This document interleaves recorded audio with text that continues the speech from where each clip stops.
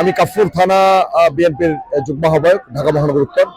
আমি প্রথমে আপনাদের ধন্যবাদ জানাচ্ছি যে আমি আজকে যেখানে দাঁড়িয়ে কথা বলছি, আমাদের মহান স্বাধীনতার স্বপ্নদ্রষ্টা আধুনিক বাংলাদেশ উপকার শহীদ রাষ্ট্রপতি জিয়াউর রহমানের সমাধিস্থলে আজকে দাঁড়িয়ে কথা বলছি। দেশবাসীকে আমার হৃদয়ের অন্তঃস্থল থেকে, আমার পরিবারের পক্ষ থেকে আমি ধন্যবাদ জানাচ্ছি। আমি একজন মুক্তিযোদ্ধার সন্তান হিসেবে আমি নিজেকে গর্ববোধ করছি যে এই যে মহান স্বাধীনতা ঘোষকের আজকে 17 বছর আমরা কিন্তু এখানে ওইভাবে আসতে পারিনি।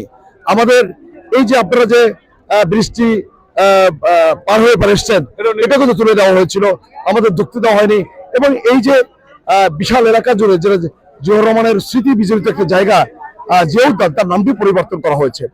এবং এই যে ফ্যাসিবাদ দানবীয় সরকার দুঃশাসনের বিরুদ্ধে আমরা রাজপথে লড়াই সংগ্রাম করে আমাদের রক্ত দিতে হয়েছে। আমি নিজেও বেশ কিছুদিন কারাগারে ছিলাম।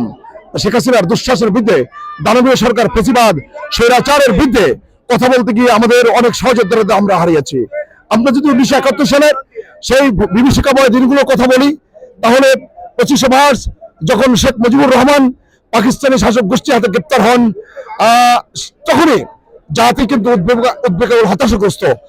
তখনই শহীদ রাষ্ট্রপতি জিয়াউর রহমান, একজন মেজর, তিনি তার জীবনের মায়া ত্যাগ করে চট্টগ্রামের কালুরঘাট বেতার কেন্দ্র থেকে স্বাধীনতা ঘোষণা করেছিলেন।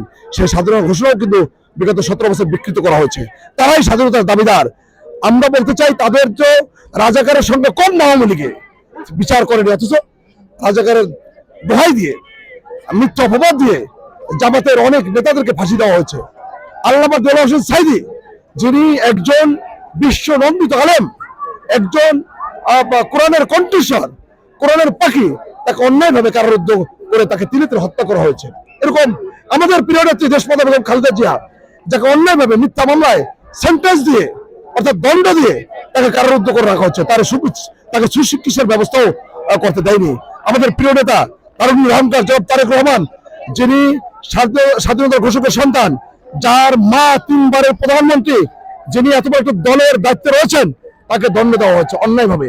আপনারা দেখেছেন আদালত থেকে যে 21শে আগস্টের যে গ্রেনেড হামলার যে মিথ্যা মামলায় দণ্ড দেওয়া হয়েছিল, তাকে সেই দণ্ড থেকে একুইটাল করা হয়েছে, অর্থাৎ খালাস দেওয়া হয়েছে।